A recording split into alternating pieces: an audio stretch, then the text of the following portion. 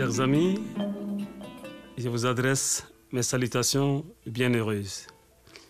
Ici, c'est encore Sira Missa Doumbia, alias Korejo Missa Doumbia. Et après plus d'une année d'interruption, je suis très heureux aujourd'hui de reprendre les séries de discussions sur la spiritualité négro-africaine. Cette deuxième série a été rendue possible grâce aux contributions que certains d'entre vous m'ont envoyées, pour lesquelles je vous remercie très sincèrement et que les ancêtres vous le rendent au centuple. Cette deuxième série, pourquoi? Parce qu'après la première série de vidéos, beaucoup d'entre vous m'ont demandé de parler des aspects pratiques de la spiritualité négro-africaine. Donc, cette deuxième série a pour objet de vous parler ou de faire la mise en pratique de la spiritualité négro-africaine. Mais comme toujours, avant de commencer chaque causerie, je voudrais invoquer nos ancêtres. Et invoquer nos ancêtres pour que tout au long de cette causerie, ils nous inspirent la pensée juste, la parole juste et les actes justes. Alors, cette deuxième série, vous avez été nombreux à me demander de vous parler de la pratique quotidienne de la spiritualité africaine. Et avant de commencer à vous parler en détail, je voudrais juste ouvrir une parenthèse parce que certains d'entre vous ont fait la remarque que je m'exprimais en français et que ce serait bon de faire les vidéos en langue bamana. Votre remarque est très pertinente parce que quand on parle de Renaissance, quand on parle de culture, je suis très conscient du fait que la culture est le véhicule de la culture, la langue plutôt est le véhicule de la culture d'un peuple. Donc, quand on s'exprime dans une langue qui n'est pas la sienne, on n'exprime pas toute la pertinence de son idée. Donc, je suis bien conscient de ça. Mais ce qui est aussi la réalité, c'est que nous sommes le produit d'une histoire. Donc, il faudra bien assumer l'histoire que nous avons vécue. Et aussi, si on se réfère un peu à la première série de vidéos, vous avez remarqué que le premier épisode a eu plus de 30 000 visiteurs. Donc, mais si on regarde les statistiques de ces vidéos-là, les gens qui parlent ma langue, parce que je parle très bien ma langue maternelle, le Bamanankan. Donc, quand on regarde les Maliens qui ont regardé ça, ils ne représentent à peine 1% de l'auditoire. Or, moi, mon objectif, comme vous le savez dans la culture africaine, une fois qu'on a atteint les 7 x 7 ans, c'est-à-dire 49 ans, on devient déjà un maître pour la jeune génération. Donc moi, j'ai largement dépassé les 7 x 7 et j'ai même atteint les 8 x 7. Donc mon rôle traditionnel dans la culture africaine est de transmettre. Donc je suis heureux de le faire avec vous. Et aussi, quand on parle de renaissance africaine, on ne peut pas... ça se fait sur tous les plans parce que nous avons été battus presque sur tous les plans. Et pour se relever, alors il faut une renaissance multidimensionnelle. Donc d'abord sur le plan spirituel et religieux, sur le plan éducation, technologie, sciences, et sur le plan politique, économique et institutionnel. Mais on ne peut pas faire tout, on ne peut pas se disperser sur tous les plans. Donc moi, je me focalise sur le plan spirituel, culturel. Donc c'est dans cette optique que j'ai décidé aujourd'hui d'aller en profondeur dans la spiritualité négro-africaine avec vous. Et on va parler d'abord, en premier épisode, nous allons parler de la notion de Dieu dans la spiritualité négro-africaine. Donc, la notion de Dieu dans la pensée religieuse africaine est très, très, très importante parce qu'elle est quasiment antagonique avec beaucoup d'autres visions. Et c'est vraiment le premier fondement de la pensée religieuse africaine, la notion de Dieu. Et il faut que ça soit très bien compris. C'est pour ça que j'ai décidé de consacrer cette deuxième série à ça. Alors, parlons de Dieu. Ceux qui nous embrouillent disent que les Africains sont des polythéistes, c'est des sorciers, c'est des fétichistes, c'est des satanistes, c'est des idolâtres. Bon, n'écoutez pas ces vocabulaires stéréotypiques. C'est des idées complètement fantasmagoriques. Et je peux vous dire, vous, jeunes d'Afrique, jeunes afrodescendants, qui peut parler mieux de Dieu que vos ancêtres? Je vous l'ai dit dans la première vidéo, l'être humain est né en Afrique et a vécu plus de 170 000 ans en tant qu'être humain noir avant la naissance de toutes les autres branches de l'espèce humaine. Donc, vos ancêtres, qu'est-ce que c'était que Dieu pour vos ancêtres? C'est de cela qu'il s'agit aujourd'hui. Vos ancêtres, ils n'étaient pas des gens simplistes. Quand ils sont venus à l'existence, donc ils ont cherché à savoir, comme je l'ai dit dans la première vidéo, quel est le but de cette vie sur Terre? Qui nous a mis là? Quel est son destin? Quel est son dessein? Et qu'est-ce que nous allons devenir après? Alors, ils se sont mis à chercher partout. Ils ont fouillé dans le ciel, sous la terre, dans les océans, pour chercher qui a créé tout ça. Mais après avoir fouillé partout, ils n'ont rien trouvé. Ils n'ont vu aucun Dieu. Ils n'ont rien vu qui ressemble à un Dieu. Alors, ils se sont dit, et pourtant, ça ne vient pas de nulle part. Donc, ils ont commencé à observer. Ils ont observé la nature. Et c'est par l'observation de la nature, des phénomènes naturels, par l'observation des comportements des animaux. Par exemple, quand un animal tombe malade, je voyais qu'est-ce que l'animal mange. Et donc, à partir de ces observations, de la venue et de l'allée des saisons, donc ils ont élaboré des connaissances très rationnelles. Des connaissances élaborées à partir de l'observation de la nature, des animaux. Et c'est à partir de ces connaissances-là qu'ils ont bâti un corpus qui s'appelle... Bon, il n'y avait pas un nom comme ça, mais moi je peux appeler ça, c'est la connaissance du réel. La connaissance du réel, nos ancêtres, ils ont fait ça, on peut appeler ça, ils ont basé leur spiritualité sur l'absolution. L'absolution, c'est vraiment ce qu'on constate. On ne croit pas comme ça, mais ce qu'on a vécu, l'expérience vécue, les observations faites de la nature, donc on tire des conclusions rationnelles à partir de ces observations-là. Donc le contraire de l'absolution, c'est l'abstraction.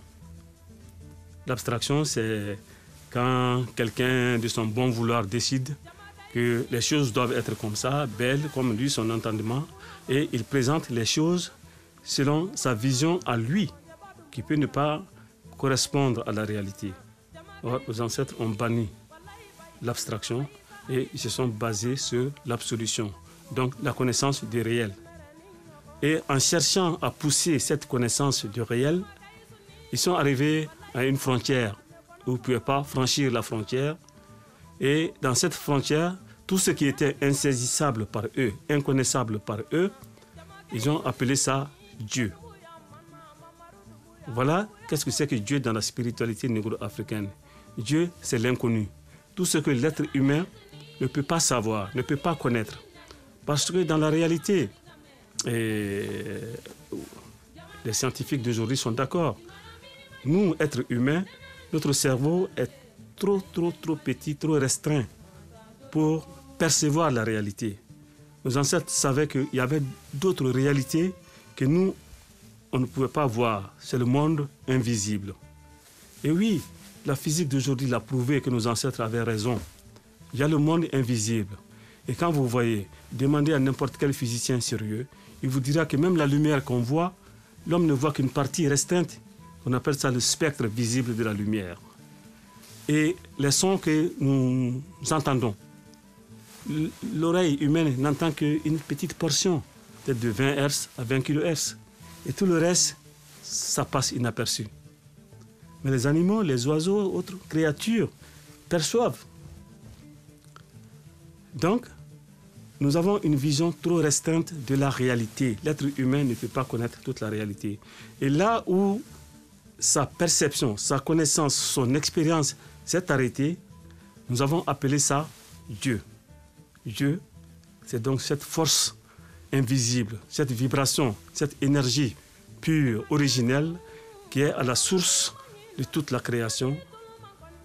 Mais comme nos ancêtres ne l'ont jamais vu, ils ne l'ont jamais rencontré, ils ne l'ont jamais entendu, ils ne se sont pas permis d'écrire des livres pour dire que c'est la parole de Dieu. Donc, ils ont expérimenté. Et ce qu'ils ont expérimenté a été consigné. Et parfois, sachant bien que il y a le monde invisible, et pour exprimer certaines réalités, ils ont prêté leur voix à Dieu. Donc c'était pour eux une explication de la notion de Dieu aux profanes. Donc, eux, ils savent que Dieu existe. Nous savons que Dieu existe, oui. Nous en sommes conscients. Et nous savons que Dieu est unique aussi.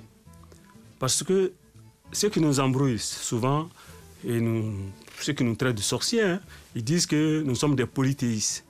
Mais la notion de polythéisme, c'est une aberration grossière. Parce que c'est l'homme africain qui a découvert la notion de Dieu, comme je viens de vous l'expliquer. Et le monothéisme, dire que Dieu est unique, le Créateur est unique, cette notion est également née en Afrique. Donc, qui d'autre peut venir nous expliquer Dieu? Donc, c'est ainsi que nos ancêtres ont dit Dieu existe, mais nous ne pouvons pas le connaître, nous ne pouvons pas le saisir dans sa totalité. Mais nous voyons seulement ses effets. Tout comme l'électricité existe aujourd'hui, mais aucun de nous n'a vu l'électricité. Mais nous servons tous de l'électricité à travers la lumière. On voit la lumière, c'est l'effet de l'électricité. On voit les plaques chauffantes pour la cuisson de nos aliments. C'est l'effet de l'électricité. Nous voyons les moteurs tourner. C'est l'effet de l'électricité. Mais aucun de nous n'a vu l'électricité. Donc, le domaine électrique, je suis électricien, le domaine électrique est l'illustration parfaite de la notion de Dieu. Alors, c'était à une époque très, très, très lointaine. Comme personne n'était là à la création du monde, alors tout le monde, tous les peuples se sont donnés à des explications de Dieu, à des explications de la notion de Dieu, comment le monde a été créé, etc. Donc, ces explications-là ont donné naissance à des mythes, à des légendes, et chaque peuple a ses mythes et légendes.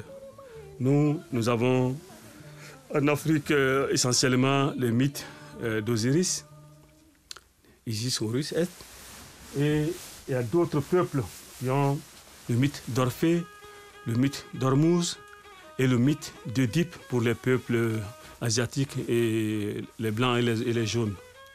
Donc chaque peuple s'est donné son explication de l'origine du monde. Mais quand on regarde objectivement, c'est la pensée africaine qui a résisté le mieux à la science, qui a résisté le mieux. C'est la plus puissante philosophie, la pensée africaine, et elle n'a jamais été démentie par la science. Depuis des millénaires, nos ancêtres ont dit que chaque chose qui habite, chaque créature a une âme. Chaque créature, les êtres humains, les animaux, les végétaux, et même les pierres ont une âme, une sorte de vibration en eux. Donc, c'est cette vibration-là que nous avons qualifiée d'âme. Et l'Africain est tellement sensible à la notion de cette âme-là que certains nous ont qualifiés d'animistes, parce qu'il y a l'âme dans tout.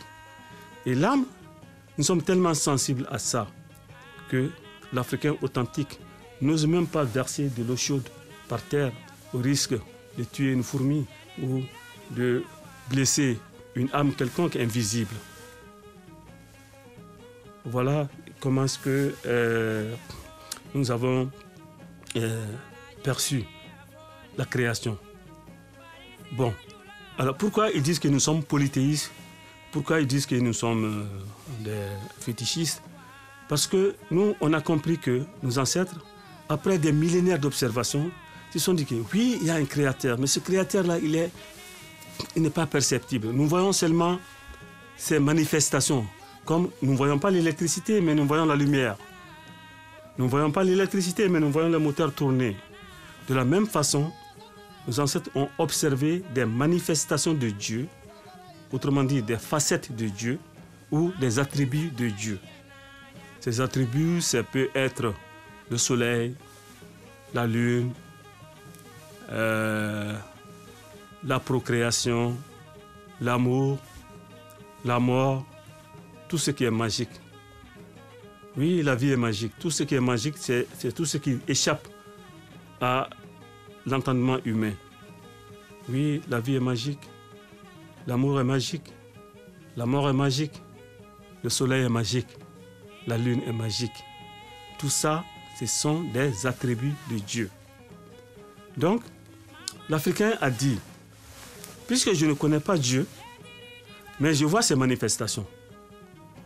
C'est la même chose quand je dis, puisque je ne vois pas l'électricité, mais je vois la lumière, je sais que ça existe.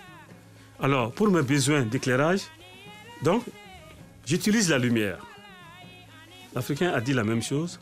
Puisque je ne connais pas Dieu, on ne peut pas s'adresser à quelque chose qu'on ne connaît pas.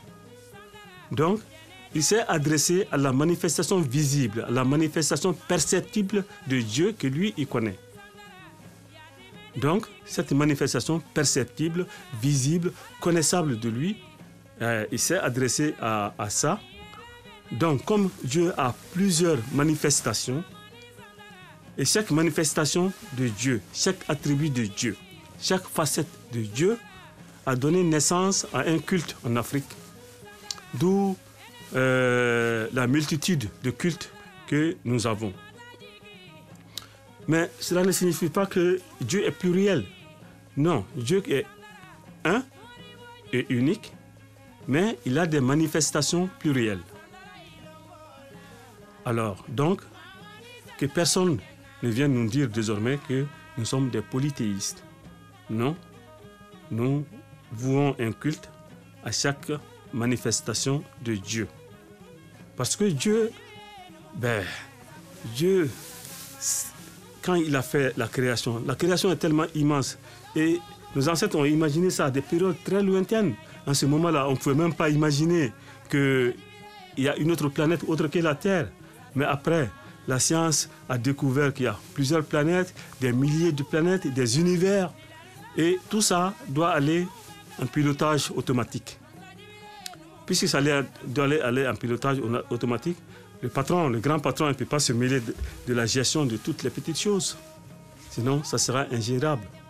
Quand on regarde, même au niveau d'un simple pays, prenez des pays, les grands pays, les États-Unis, la France. Les présidents de ces pays-là sont des grands patrons. Un grand patron, il n'encombre pas son bureau avec des tas de dossiers. Si le président américain devrait, par exemple, un citoyen américain qui veut avoir un passeport américain, s'il devrait s'adresser au président, les États-Unis ont 300 millions d'habitants. Imaginez comment son bureau allait être encombré. Et pour éviter ça, le président a délégué des tâches.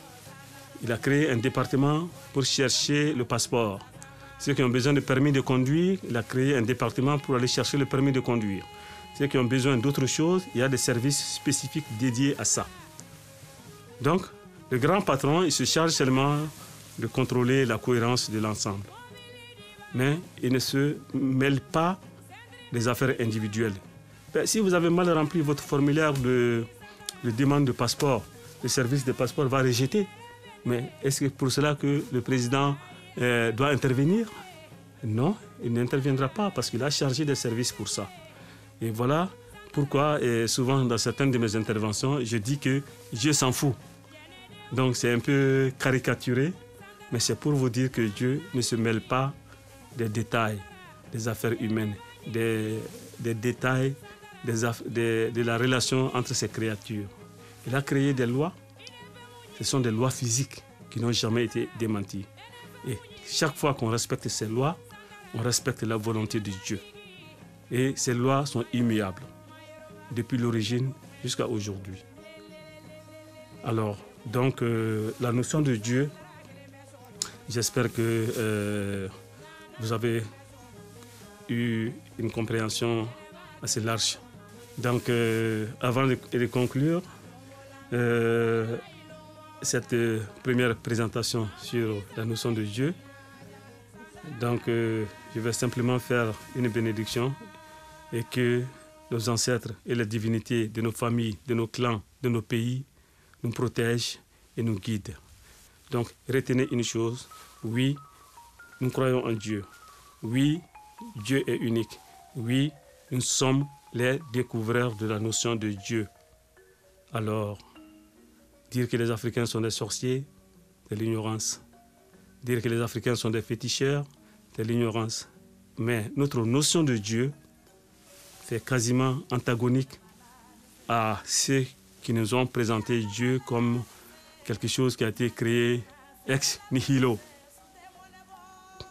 Donc, Dieu, c'est la frontière de la connaissance humaine. Tout ce que notre esprit ne peut pas interpréter, c'est ça Dieu. Il y a un lien fonctionnel très fort entre Dieu et les phénomènes physiques que nous observons. Donc, l'intérêt de la pensée négro-africaine a été d'avoir découvert en premier cette vibration qui existe depuis l'origine, la vibration originelle qui existe et qui est dans tout. Tout vibre. La Terre, depuis le magma intérieur, la Terre est en vibration. Moi, je suis en vibration. L'arbre est en vibration. Le chien est en vibration. Le caillou est en vibration. Donc, voilà, nous sommes tous dans cette vibration, cette résonance harmonisée par la nature, par l'univers, par Dieu. Voilà, j'espère que vous avez eu une bonne compréhension de la notion de Dieu dans la pensée religieuse africaine. Merci d'avoir écouté et à bientôt.